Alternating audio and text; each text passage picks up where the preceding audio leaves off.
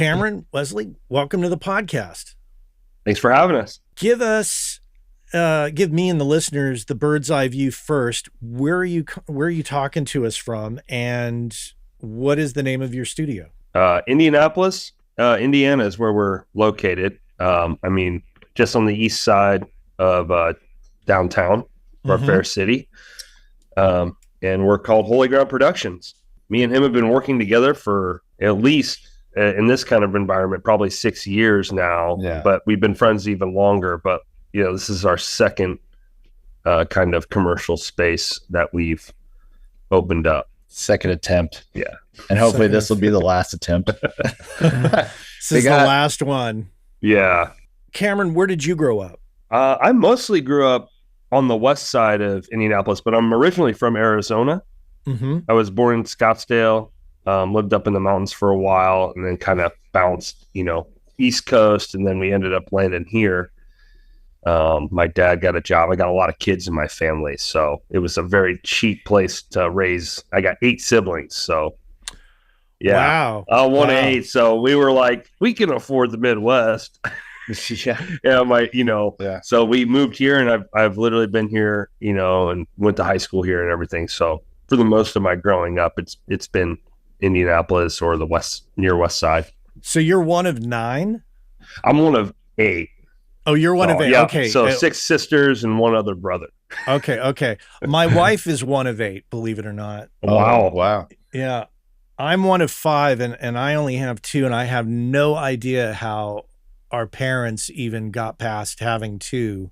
You can't do it nowadays, I don't think. But I'm telling you, I don't even want to know what Christmas is like at your house, dude. You got Look, nieces and nephews. I can only imagine. Oh my gosh. Absolutely insane. Yeah.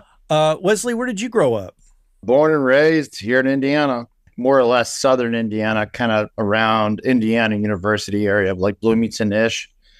And then my dad got transferred. He used to work at a utility company. He's retired now. But we moved to the west side of Indianapolis, another suburb that's just south of him, probably 15, 20 miles, a place called Plainfield. Literally, it's Plainfield. There was nothing there. Still kind of the same way, but it's, the urban sprawl and suburban sprawl is happening here. And, I just grew up living next to an airport. So my whole life, just planes going over. So it's just. And how did the two of you meet? Interesting enough. Yeah. I would say it's like his ex. Well, I used to be like 10, a little longer than that ago. I used to be a bike courier downtown. It was good exercise, but I met a lot of other cyclists and whatever around town. And she was one of them. And I started talking to her about audio and all this stuff. And she was like, oh, yeah, my boyfriend's really into that too. And so we met and, Yeah. So I was also in bands, and he was the head engineer front of house for some of the venues in town. So we kind of sparked off that way because, he was a different breed of engineer for sure, that you're used to dealing with, you could tell. Especially when you're on a lot of different stages, a lot of people in the audio industry are a little disgruntled, maybe a little bit jaded, especially in live sound. And he was always just very accommodating. Yeah. I was going to say, so you weren't a grumpy sound engineer? No. That's I don't awesome. think I don't think he was. No. He was always so great in accommodating. There are definitely times where, it was pretty frustrating with some people, but that's how it goes. I was in it for a long time, but I kind of backed it off like a few years ago. It was like kind of honestly when COVID happened, and we weren't doing anything anyway. But once everything started coming back, I was like, you know what? I kind of want to just take a break. I'm a little burnt out on this because I was working like every single day at this venue. Like we were having shows every single day, on average 6 days a week, So it was just time to kind of step back and heal my ears a little bit. And I was like, I've always been more into the studio side of things anyway. And, the live sound, I feel like it's really beneficial for anybody who's trying to be a good and really quick Oh, hell yeah. engineer or recording engineer, that if you want to work on your mixing chops, try live sound. So, yeah. Well, so Kamaron, what is your background musically, and when did audio come onto your radar as something you were interested in focusing on? I started playing the drums when I was about 8. Mm-hmm. I wasn't very good. I was a very late bloomer, so I was very like tall, lanky, goofy, uncoordinated, but I kept at it, and somewhere in my 20s, I was working all these factory jobs and I hated it. And I knew music was it was always calling me. I just wanted to play music. I feel like a lot of people, this is how it goes. You start getting sucked into the gear side of things, and then you start going down the rabbit hole. And I was pretty much at the age, I'm 36 right now. So, you couldn't record at home. I was still, you had to go to a big studio. Mm-hmm. And so I kind of was at that perfect age of that in between. I really visually watched. I mean, I remember spending all of my retirement fund one time out of one of these jobs to get all this like Zoom recording equipment that I thought was just top notch, and it was terrible. And I'm just like, looking back, I'm like, now what you can do with that kind of money is insane. And I mean, within the last 5 years, even, it's been more so. I mean, it's completely changed the game. So I think that when I started meeting Wes in the live world, it really even struck it more. I was like, wow, I'm really just, it never went away. I just was like, I'm interested in the gear. I want to do that job. I want to play with the faders. I want to do all of it. And then I just got super into electronics and, microphones, and, it's just grown. And honestly, it's not gotten any better. it's getting worse.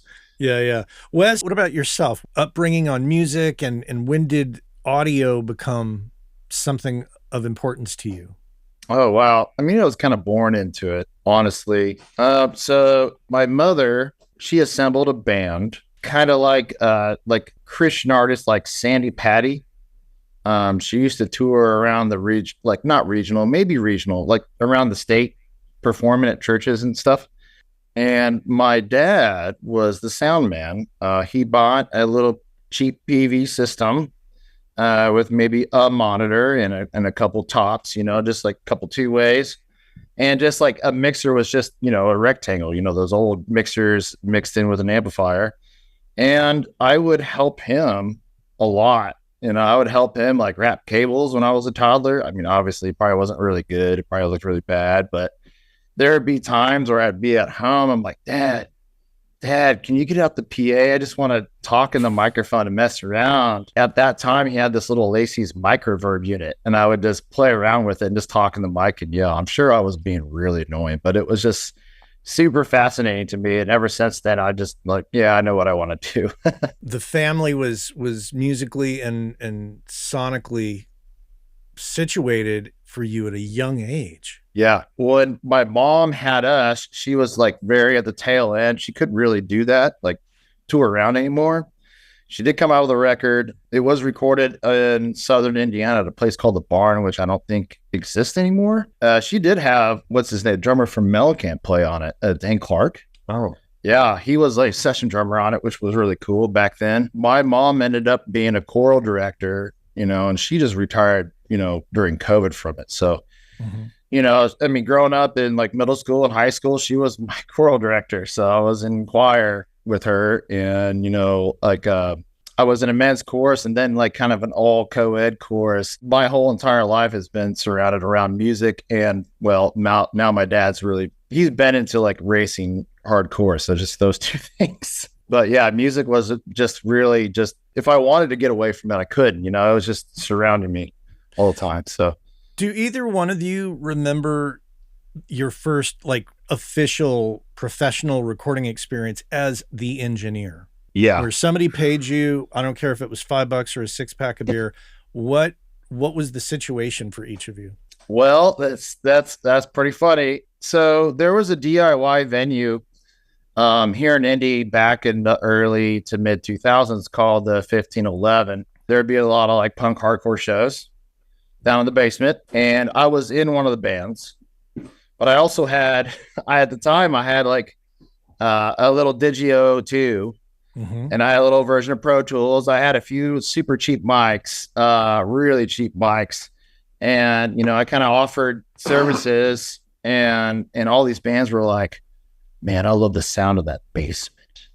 Can you record us all live down in the basement? I'm like, yeah, sure, let's go. And and honestly, it was probably pennies. They probably fed me, maybe gave me some beer, and maybe gave me a few bucks, this and that. But that I started doing more of that, and this just kind of took off from there with this like little digi setup. And I had that setup for a long time, and I did okay with it. I mean, the mixes are terrible, but it's hardcore. It's just supposed to sound kind of raw and shitty anyway. So, yeah. But yeah, that's kind of how I got my start. I did go to school for it. The recording workshop. Is that in Chillicothe? Yeah, Chillicothe. Mm-hmm. That's Ohio. Mm-hmm. Yeah, just like south of Columbus. That place has been there for a long time, hasn't it? Oh, I know. Yeah. A few guests have talked about that. It comes up once in a while. Yeah. I honestly had a buddy that I kind of looked up to him. He graduated earlier than I did from high school, but he ended up going to IU for music. I don't know if he graduated or not, but then he went to the recording workshop. And once he graduated from there, he moved out to Portland. He started another studio out there, very humble beginnings, which now it's pretty nice. Right now, he is actually Red Fang's front of house guy and High on Fire's front of house guy. So like, and he just grew up in my neighborhood. So like, I was like, wow, that's cool, man. He's like killing it out there. So I'm like really happy for him. What did you think of that program in Ohio? It was okay. I mean, I think the thing that I didn't really get is like more hands-on time. We were split up into groups, but I feel like everybody was fighting to use the console. And I kind of sat back. I'm like, okay, I'm just going to watch what everybody's doing. It'd be kind of nice if I got up there and played around, but I'm not that kind of person to fight myself in there. So I wish I got a little bit more time, one-on-one time, I feel like, with some of the instructors and whatnot, and on the console and tape machine and all that stuff. At the time, I feel like it was Pro Tools was still like, it was like 5 or 6 or something like that. And we're still doing a lot of tape stuff. So Kamaron, did you go to school for it at all? Or did you just dive in and learn, by osmosis? I dove in, man. I dove in and I really bugged the crap out of this guy.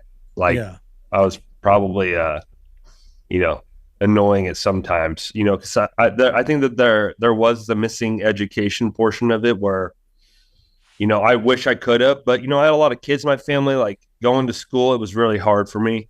What do you mean it was hard for you? Just financially, wasn't a lot of options, as far as that goes. So I really had to pay it my own way. And I was a little bit of a stubborn, naive, probably still am, who knows, but I was like, well, if I just keep pushing through, and then I'll be able to do it. And I wish I would have. I do. But I don't think that I would have known where to go or how. And I did try to get into an apprenticeship or a runner position in a couple of the studios here, but they were just very, very closed off. Like very closed off. It was very discouraging for me, to come up in audio here, because we're not a big music city. We have a lot of artists, but we don't have a lot of support outside of that. I think it's better than it ever has been currently, but yeah. And I think our artist base is growing. So there's no lack of talented people or people that are actively working in the city. But yeah, I didn't go to school for it. I'm very self-taught, and I'm that kind of person. Like I said, once I got the itch, man, I to this day, I don't stop self-educating. I'm constantly doing, sometime I'm on either YouTube or I'm reading or I'm on Sound on the forums. I'm deeply embedded. I'm learning, everything that comes out, I'm trying to get a piece of it and understand. And, I've done some stuff up at Sweetwater. Weren't you in the session when Anthrax recorded there? Yeah. Or was this? Yeah, that's right. Yeah, you got that here. I got. It's he's got a Solomon Low Freak mic that was signed by them.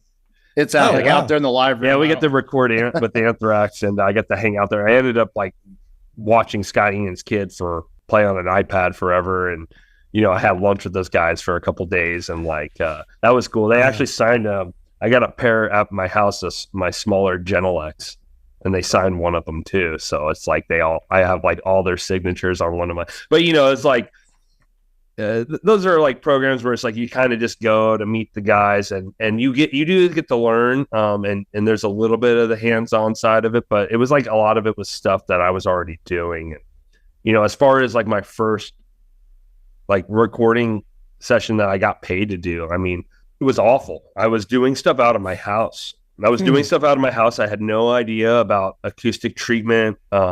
You know, I was very new, and I was working with people that I just were friends of mine that wanted to be recorded, but they just were very like, I mean, I don't think any of that stuff ever got finished. You know, it was just very poorly planned, not well written. They wanted to do stuff. They weren't ready to do stuff. And, you know, I had no idea. You know, I was like, well, we'll just figure it out, dive in. And if I would have known what I know now, as far as like driving people I mean, it's just such a different, especially how the studio experience is for me and clients now, as far as efficiency goes, and just being able to help prepare them as well. You know, because my early experiences as a musician going into the studios were really bad. Just kind of take your money and leave you with something that's not really a great product. And these were some of the bigger studios here. So, you know, like I said, it wasn't until I started working with Wes and stuff that I started to realize it could be different, you know, and I think that I just wanted to be a part of that difference. I wanted to be like, you know, it was never a great experience for me. I wanted to make it a good experience for other people, because I just felt like, you know, I was writing music and nobody cared about how we tracked it. I was just kind of another person in the, you know, in the feed. It's just like, come in, do it. Don't ask me any questions, this and that. You know, if I play it wrong or if I could have done it better, nobody said anything. They just kind of let you pump it out. And I'm just like, you know, it was multiple studios here. So I was very like, you know, I think I fantasized about recording in studios. And when I got there, I think it was like a big letdown, you know, because I wasn't, you know, trained. And I wonder if that is a, like, I want to dissect that for a minute. Do you think, if we look at, you know, your experience across many studios and just like that ambivalence of those studios, and all they're doing is just taking your money and not really helping you get better results, I would assume that, like, if you were to compare that situation, and I'm just going to pick Los Angeles just because it's, you know, a prime example. Maybe in Los Angeles, the sense of competition and the sense of industry is so strong, or Nashville, that you have to, like, if you're like, or a restaurant in a great town, it's like, if you've got to be a good restaurant in San Francisco, or you're never going to survive. Yeah, because everybody's gonna be like, that's a shitty restaurant, we're not gonna go there. They wouldn't stand for it. So I wonder if, because of the lack of competition and the lack of industry, I wonder if that was why you had that experience, because people weren't wanting to level up and outdo each other. Yeah. And I mean, honestly, looking back now, you know, it could be in the same position as like we've found ourselves in sometimes. Like, maybe these people were just trying to survive, and they didn't have the passion in front of them to really care about the project at hand, you know. And I feel like, you know, if you're in the music industry, I'm sorry, you've struggled in some way. You've really had to struggle, or you've really had to, you know, figure out, especially if you're doing it full time. And it just kind of, maybe not so much depending on where you are, or if you were in a really good school and you had placement and stuff like that. Some people had different experience. I've listened to a lot of these podcast interviews with a lot of like the people I look up to, and it ranges, you know. But I do think that a lot of people, there was a lot of time, you know, before they got to where, you know, this like heightened sense where, you know, I think that the passion was always there. I think that some of these people, you know, maybe along the way they lost that passion. And, you know, because I mean, even me now, it's such a driving factor for me that anybody that comes through here is, I don't care if it's my genre or my type of genre. If they picked me and they decide, after we decide whether it's a good fit or not, and they want to go through with it, I give them everything I have, because, you know, I'm putting my name on it. I'm putting, you know, my time into it, and it's a really big deal to me. I mean, and I think that comes through my own trauma in the music scene, you know. So let me pose another question to you guys, in that I wonder if it's also potentially generational and technological. And what I mean by that is, you guys are a studio of today that is operating in the land of social media, and you know that there's other people out there around the world, and so you're thinking more, you're not just thinking regionally, you're thinking globally. You're thinking, we want to be as good as anybody anywhere, and we're in it to win it kind of concept. Yep. Which you kind of allude to in the way you talk about how you say, we thought it could be different. So this is the second incarnation of a studio together? There was a first, you said? It was called 1857. It was just the address of a place. It was down in Fountain Square, which is like a South Side kind of. When we opened, it was very like much where a lot of the musicians were, kind of the arts district and of all Indy. The venues and everything. Yeah, venues, artists. And, you know, we kind of, you know, it was one of these things, I couldn't afford my own building or anything proper. So we had somebody that was like, we'll give you a space, but it was like an abomination, dude. I mean, I've been doing all the construction, repairing the floors, leveling out cement. Holes in the floor. There were multiple holes in the floor. I mean, the amount of just trash and things that we did, and we made it happen, and we made a studio and we did some records out of there. And then all of a sudden it was like, we were going to buy it. Remember, we wanted to try to buy it on a land deal. And they ended up just backing out last minute, and then they ended up kicking everybody out of the building. It was like 4 years of just, it was like the new building out this place.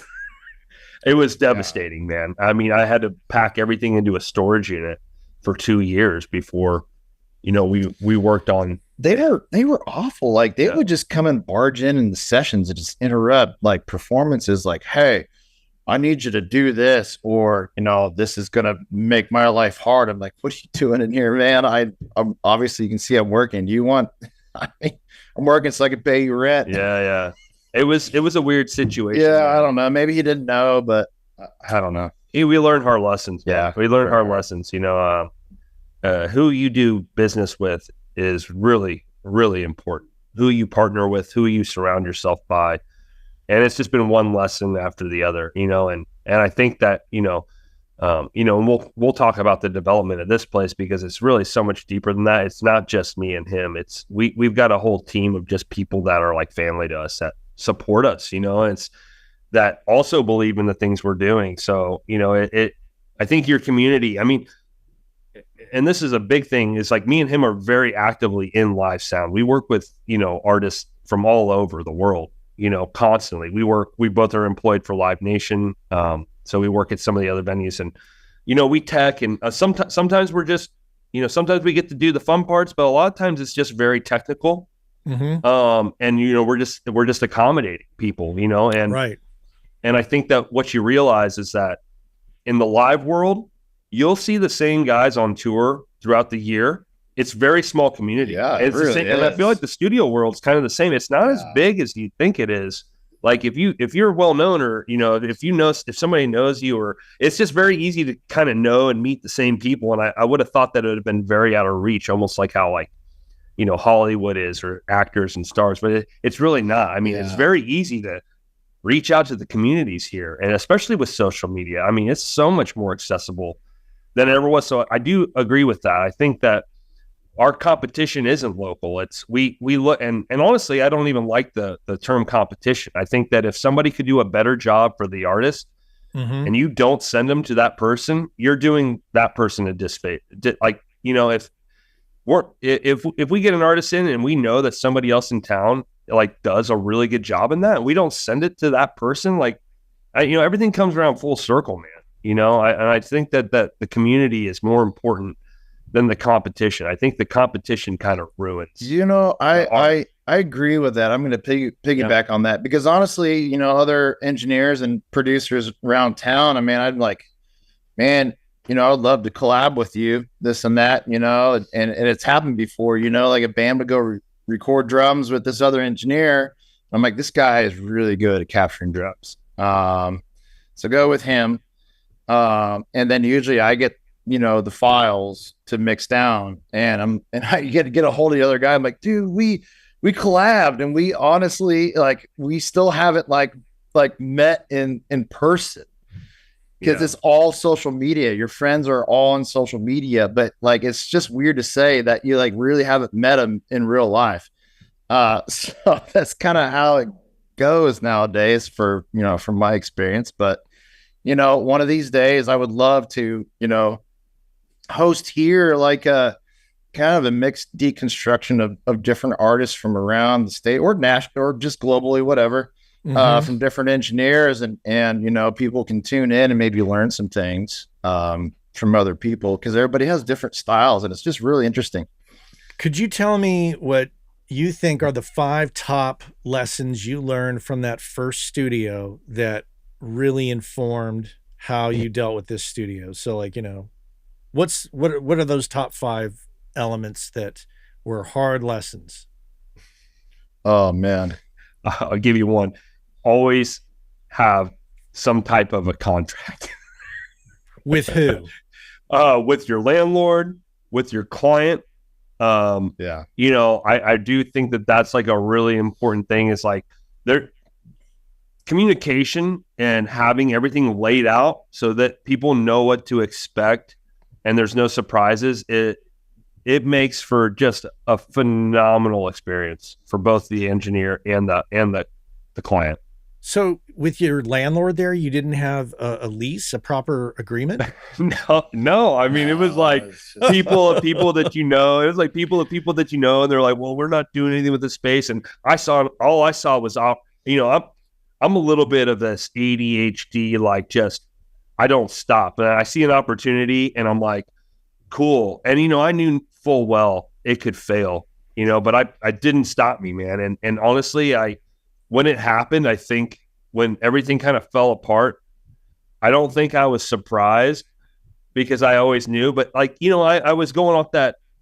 It's completely opposite of how most people think. Most people think like, I'm going to try really hard because there's going to be a 90% chance here. I'm like trying really hard for this 10% chance. I'm a little bit of an optimist when it comes to that. And I think that, maturity and getting older has just kind of made me a little bit I'm a little bit of a risk taker for sure. But like, I think that good open communication and just having things laid out and having things in a contract, or something that's just, you can both reference. I think it's just very important I think you should treat every single thing that you do as professionally as possible, even if it doesn't call for it, because it's a good practice to get into. If you have a client that's a buddy and you've been working with them forever, send them a proper invoice, man. Like, it's no matter what, that's a hard lesson I've learned, that I think that going back, I've been a little too lenient on I think it also makes you look more professional to people. And when people explain that experience, it doesn't seem, you got a lot of people that are in music still that are very type A, and, you want to kind of attract as many people as possible. And, people are going to be like, what, this guy didn't, he just like, what, he just sent you like a Cash App or this and that. And, I'm not saying that I don't accept Venmo. I'm just saying that like, I'm going to send him an invoice, I get the point. I think it's critical. You've got to level up and quit like doing handshake deals with, landlords and present professionally, because once again, back to what we were talking about earlier, you have a global reputation you're handling. So if you're noticed, like, you don't want to be the small town studio that handles things unprofessionally. What's the second thing out of that old situation that is a hard lesson? Man, out of many. One thing is like, I was always about, that first place, it was just a perfect location. It was just down the street from all the venues and all the arts and culture and whatnot. But at the same time,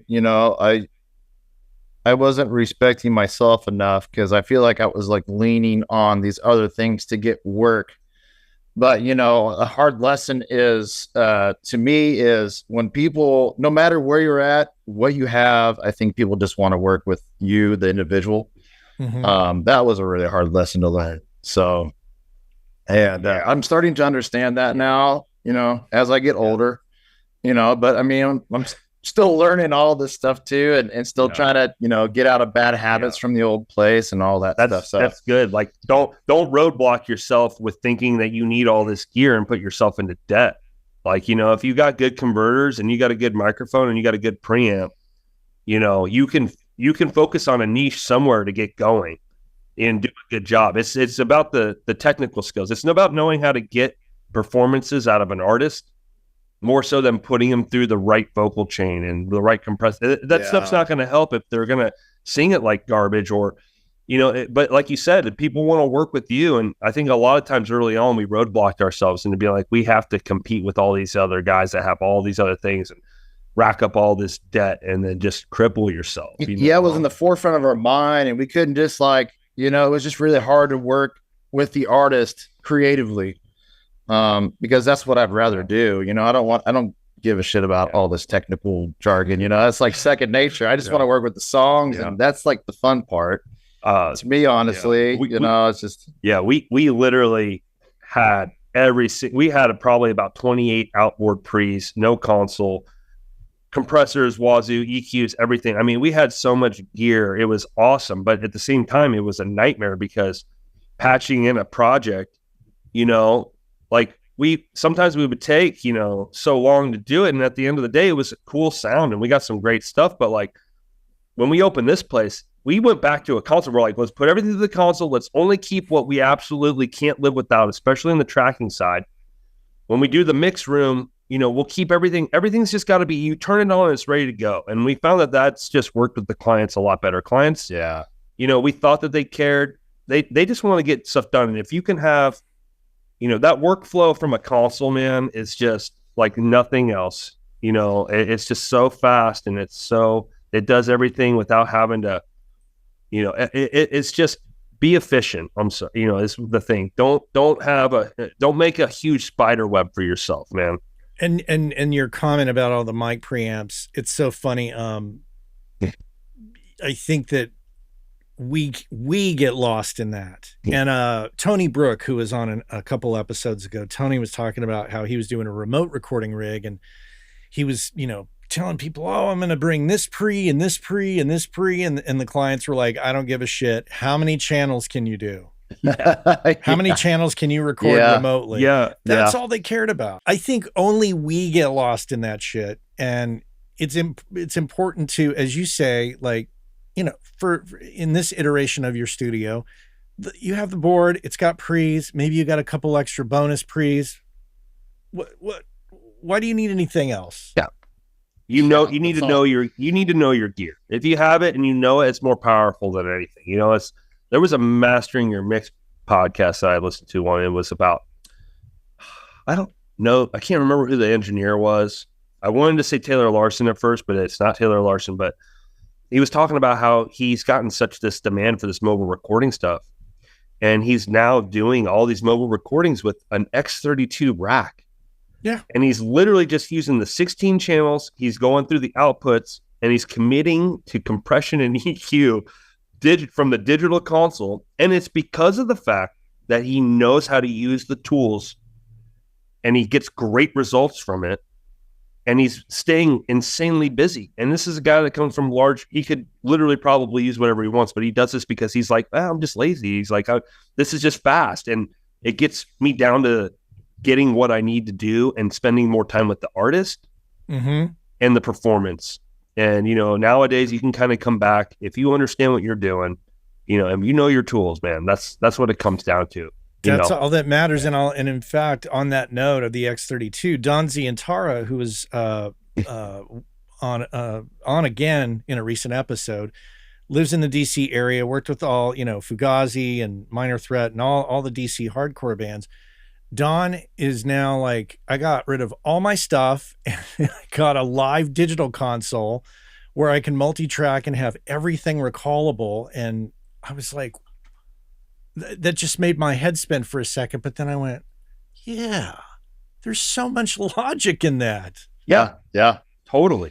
Yeah. Totally, man. And just knowing like the reliability factor. I mean, people think having a console's cool. You know how much work it is. You know, you got to be an electrical engineer, man, to really if you want to get down to having all this cool gear, and it's great, man. If you can do it, and you're busy enough, and you can make that happen. But at the end of the day, man, if you're creating somebody's stuff, you really need to be able to capture the moment, and you need to be able to do it fast, and you need to know how to guide people.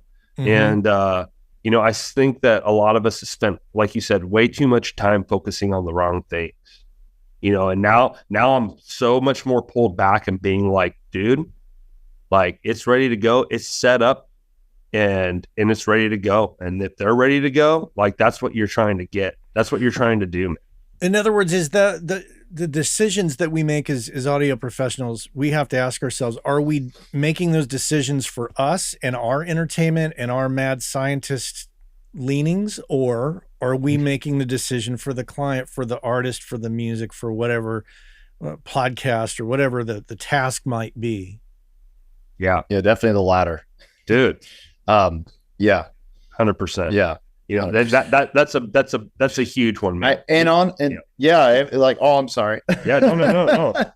As our whole thing was just trying to get everything up and going, like even a drum session in like 20 minutes, and we're trying to keep things pre-patched and microphones and all that. Yeah. And if we do want to switch a microphone, we can do that pretty easily. But other than that, I feel like people are pretty impressed when they do get, up and running in 20 minutes and we're getting headphone levels and he's ready to, cut a song. And they're stoked on it. So like, I feel like the artist is the most important thing when it comes to that, because then, that expressiveness and that emotion still retains as they perform in the studio. Cause I feel like it's really hard for some people to really perform in the studio the way they do live and really express themselves and how they express themselves, which is like really important to us. And I'm sure everybody else, that listens to you as well. Yeah. But yeah, I feel like that and the hospitality, giving people, just the basic necessities, water, some snacks, like a TV with like video games or something like that, maybe some arcade games or this and that, just like a really chill environment. Like you just walk in, don't even ask if you could, kick off your shoes and lay on the couch. You should just do it. Yeah. That's how we want to make it, because like I interned at a couple of really big studios around town. It's like, it's really cool. Those big studios are really nice, but it's just like when you walk in, the vibes or the environment, it's like you're in a hospital or like a really big commercial space, and you're just like kind of nervous or at least like intimidated. Yeah. And I just don't want anybody to feel like that. Just come in like you're in our, in a rehearsal basement, and just hang out. And I feel like that, people get more stuff done. And the captures and like even pre-mix, everything just sounds great. They're all happy. They'll come back and return and do more stuff with you, so forth. So yeah, my heart's just that's kind of like where I'm passionate about this whole process, and I kind of want to change, or at least help change, to make people feel better when they come and visit. Back to the other studio. Okay, I got two things out of you. Now, I'm sure that there's some construction lessons that you learned there of what to do and what not to do. Can you talk about that? Well, I'll tell you what. I am not very construction savvy, but I have helped hang drywall. I'm just kind of assisting him. He's more the construction guy. He's just really good with all things like that. But the one... I learned simple things like, I know what OSB is now.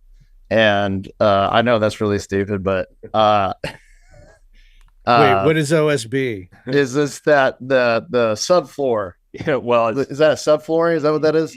Yeah, I feel like what he's probably referring to is just like it's big plywood. Yeah, it's plywood, but it comes from like composite material that's like pieces of plywood kind of mashed together. It looks like head cheese made of wood.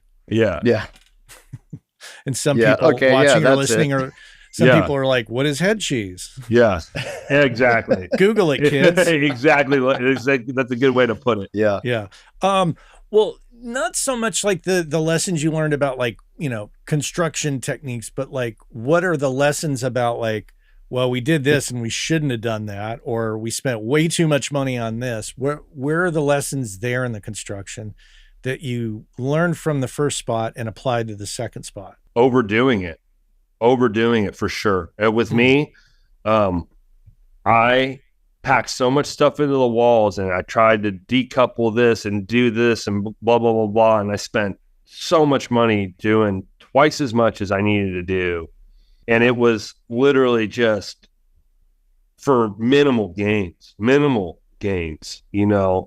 think that if you're on a budget, or if you like, obviously anybody will tell you if you're not, if they'll come in and they'll try to sell you whatever, you know what I mean? But like, let's get down to the reality. I know a lot of guys mixing out of bedrooms and doing Grammy nominated stuff, huge productions and huge mixes. Like, it's about knowing your space and knowing how to at least treat your space for you. But this was I think even recently, we just have gotten to these points where we're happy with our speaker setups and we're comfortable and we know our speakers, and we're not switching, and we're actually at a point where we're just like, man, this is like, how it should have always been. But a lot of it is like, we strip everything back and we're just like, dude, like, let's put everything in the room and then like, let's start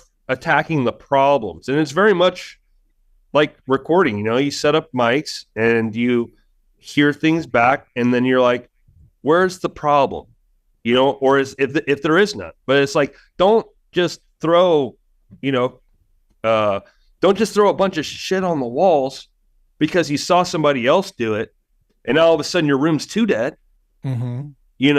Don't do that. Like, do the least amount and then put something in if there's a problem. It's the same way as like recording. It's like, don't throw an EQ and 2 compressors and all this stuff on there. I'm like, maybe you didn't even need compression.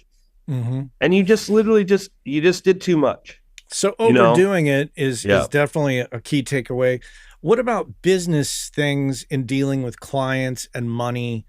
Were there any new or were there any hard lessons learned from the first spot? I would say, deposits,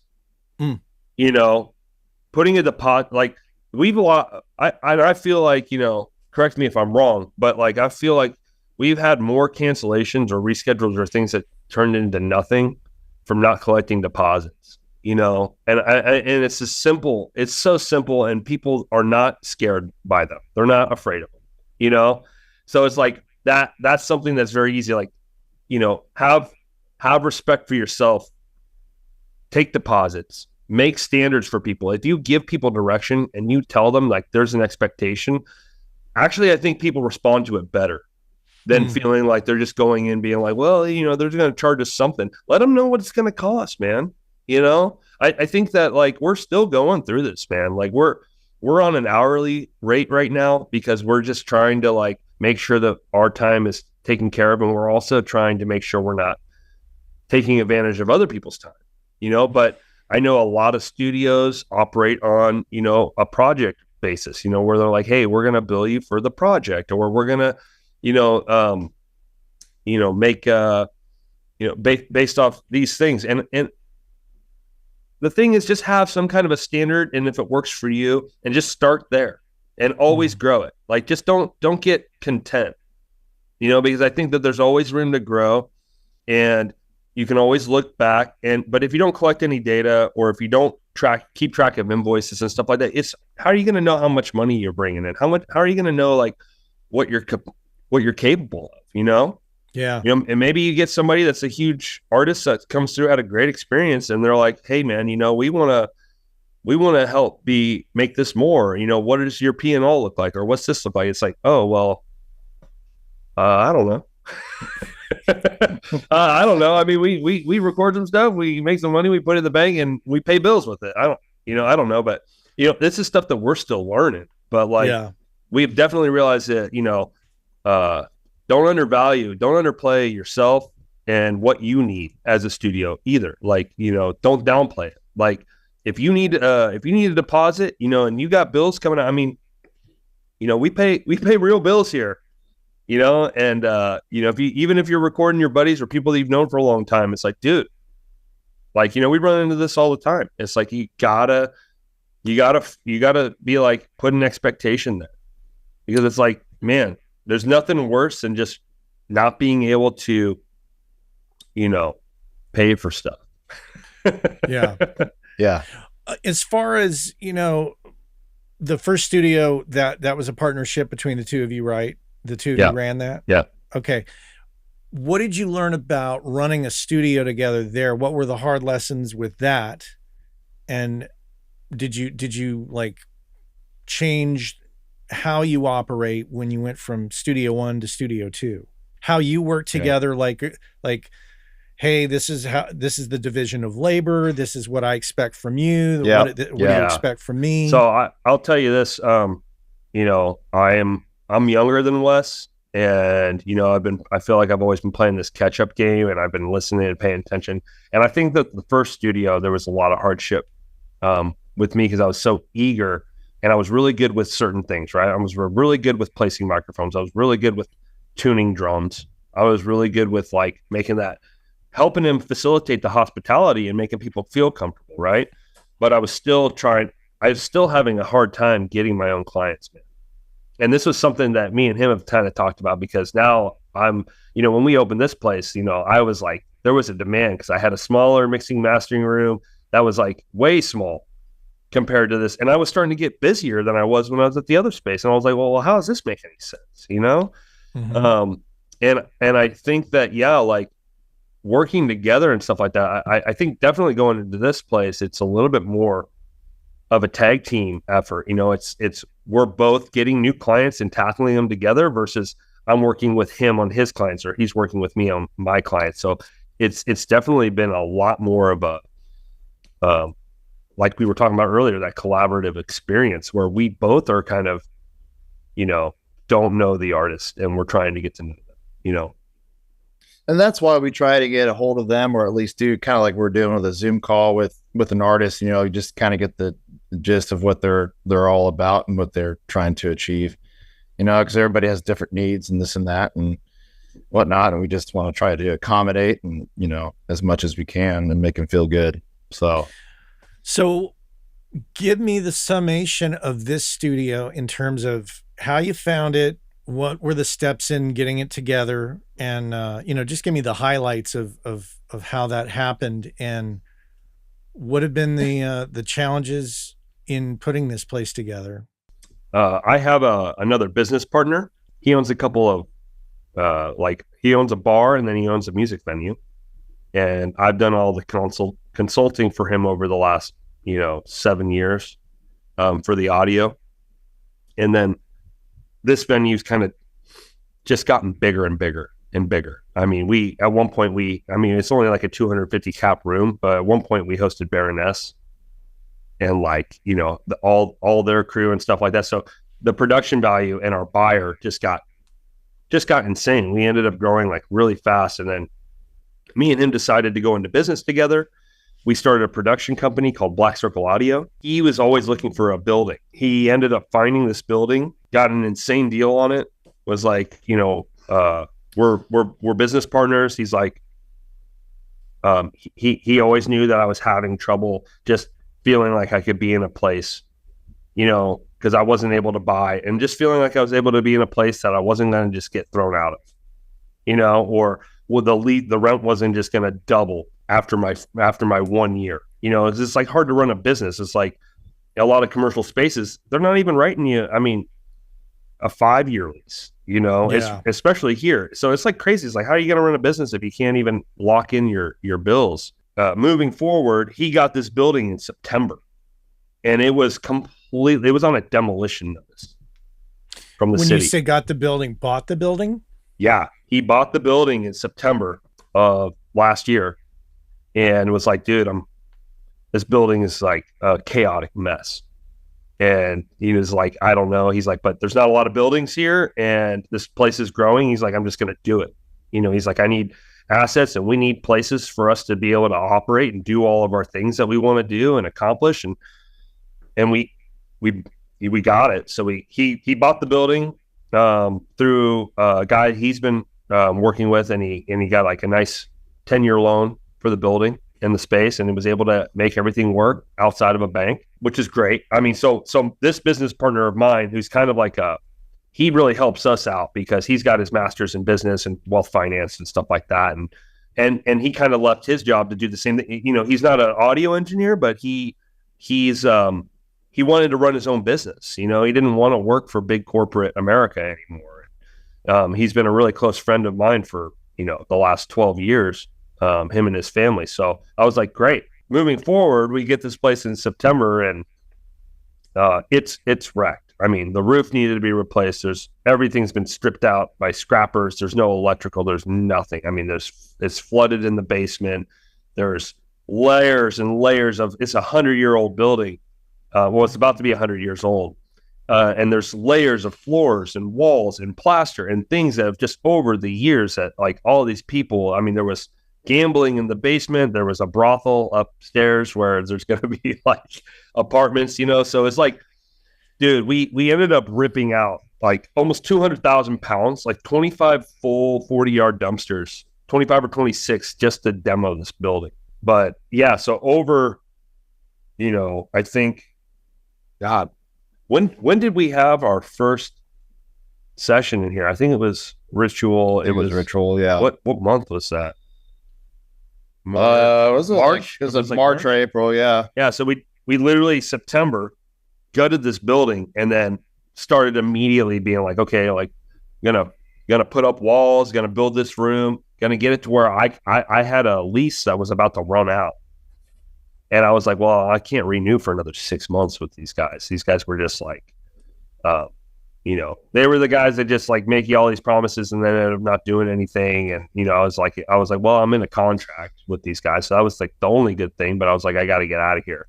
And so I got out of that space. We used to call it the garage, and I moved everything over here. And it's just been, it was just a nightmare, man. So like, you know, we literally September, October, November, December, by January, so 4 months, we had put in, you know, new roof, new floors.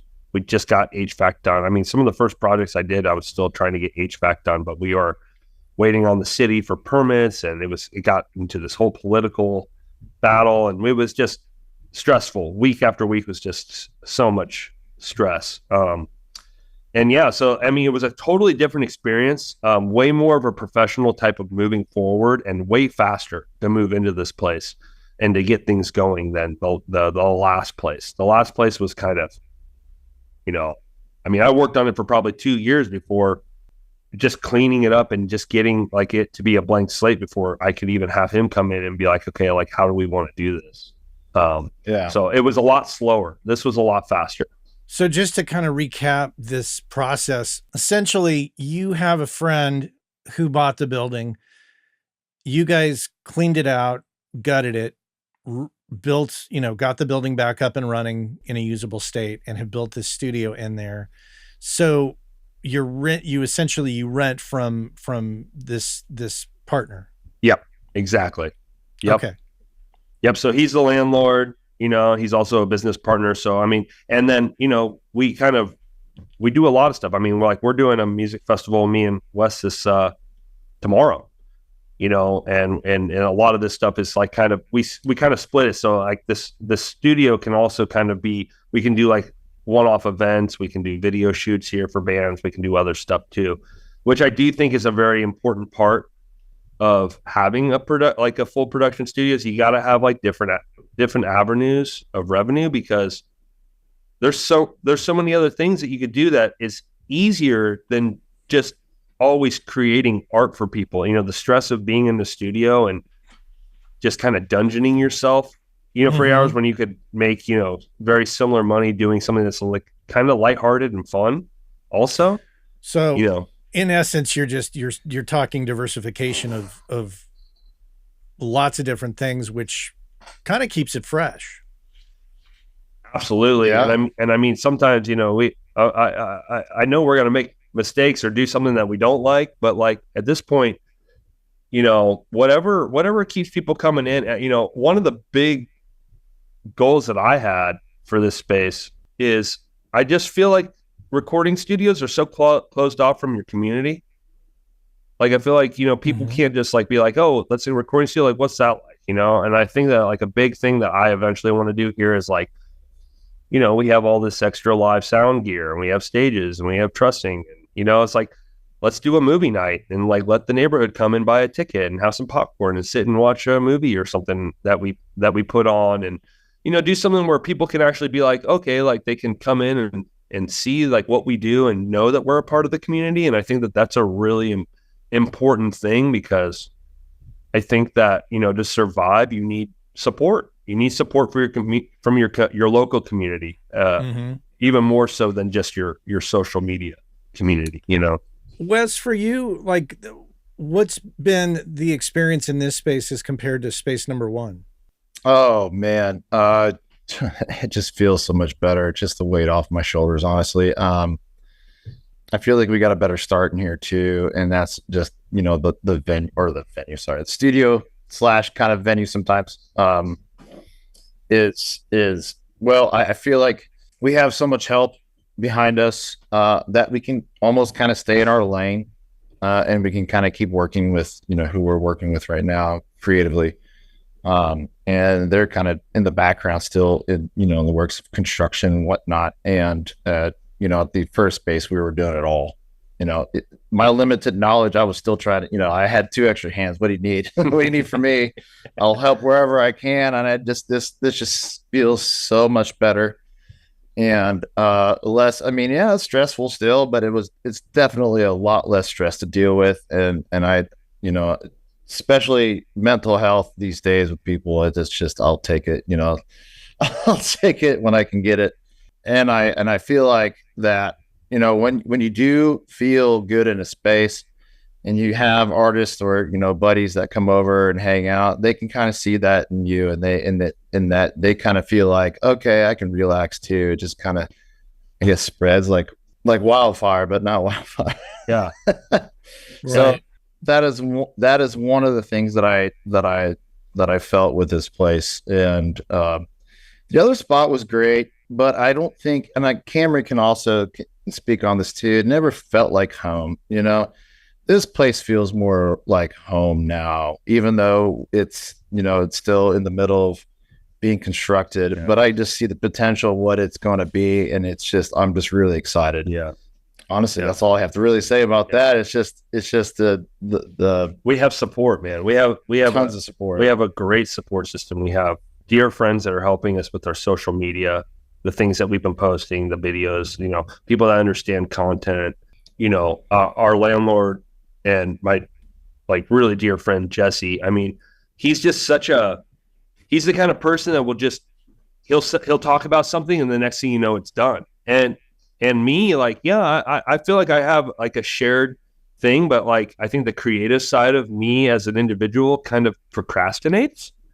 So, because I get unsure of myself and then I push things off. So it's really good. I feel like we have a team of this, like, if you tell him like you're going to do something, he's like, all right, like, let's do it. When are you doing it? We're doing it this day.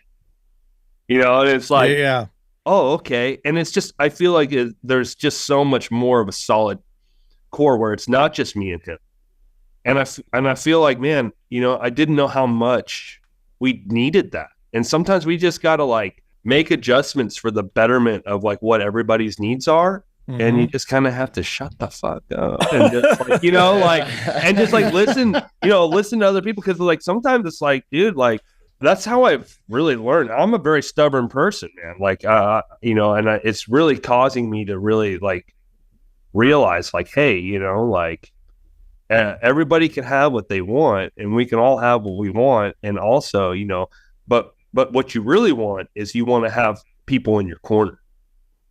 You want to have people supporting you, and it's just, so let me ask you though, if that's part of the goal, what are the ways that we attract people to our corner? How do we get people, to fight for us in these situations and be part of our team versus, how to turn them away and make them your enemy?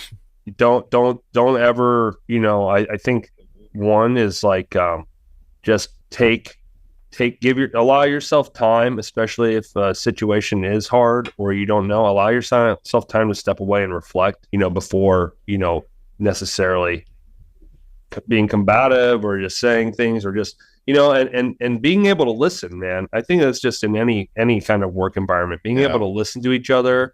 And, because we work with a lot of people that don't understand the audio side of what we do. Like, so it's really easy to sometimes get frustrated, but then you have to realize that it's just like, just because they can't see it, doesn't mean they weren't trying to be helpful. And a lot of times I think it's more on the other side.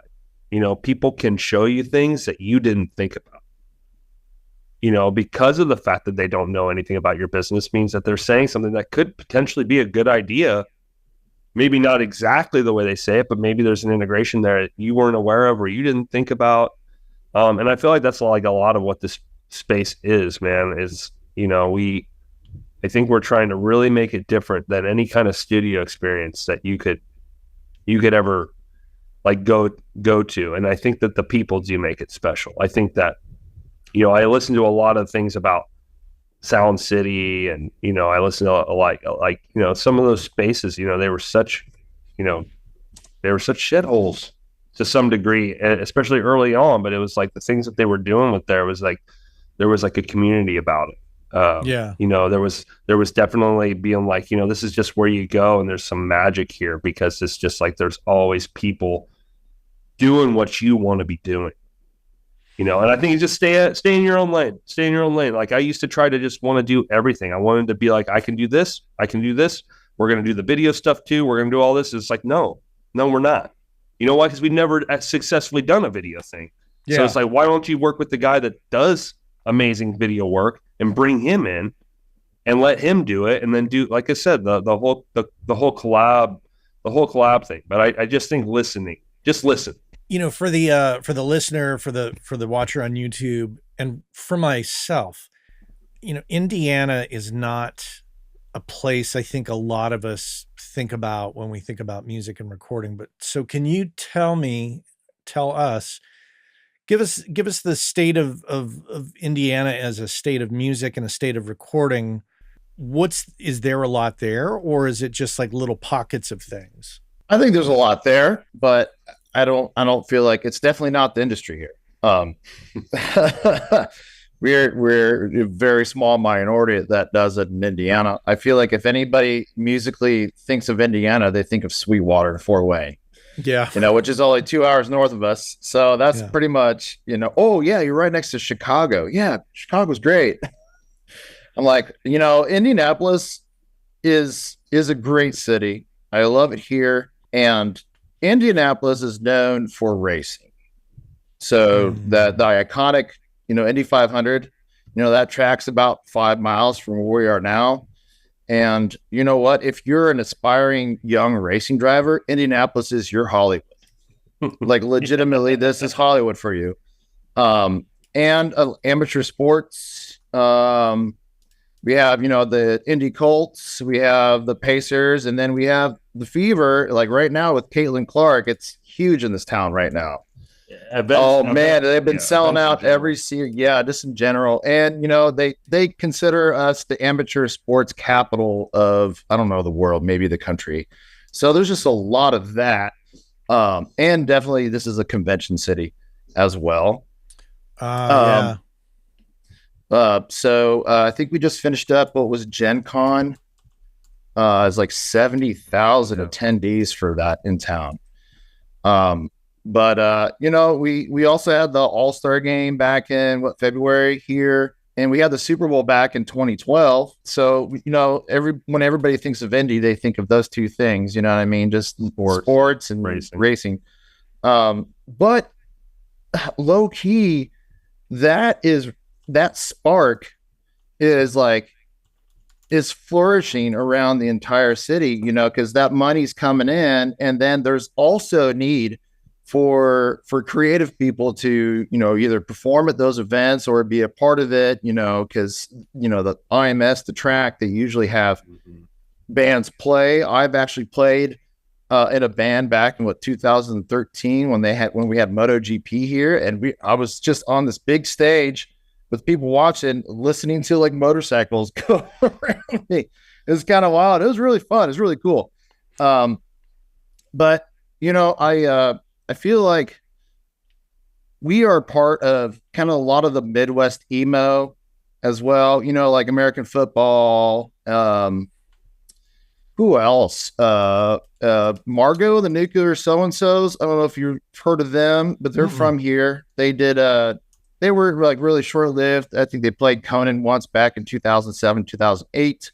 And then we have another band called The Contortionist that are from here, but they never play here. So, and oddly enough, Indianapolis really like they create, or at least like it's a what'd you call it, barracks, you know, like a upbringing of like a lot of sound engineers and a lot of stagehands and techs just in general that are like working around the world. Like it's just for some reason there's a lot of like techs and crew that are all like, you know, on big tours and whatnot from here. It's really awesome. Yeah, they hub out of here, and honestly, artists in general, working artists, and I find that there's a lot that actually move here.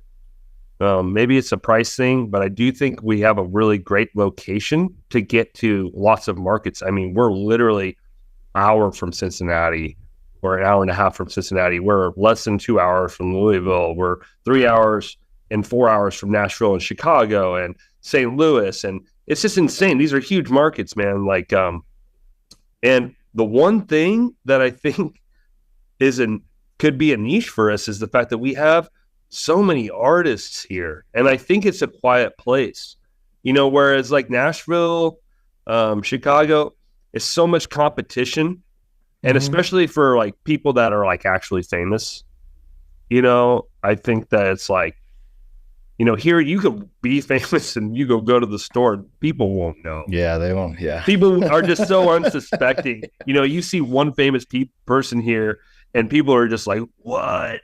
Like, how?" This is insane, but like I do think that there's like something to be said of it being, I think for artists too, man, it's very easy to be here and be focused on your craft, because you don't have all these other artists that are like maybe more talented than you. You know, this imposter syndrome of being like, if you're in Nashville, if you're in LA, good God, you're surrounded by people that are always going to be, somebody's always going to be better than you. And I think it's just very like, here, I feel like a lot of the artists, they just don't think about that stuff.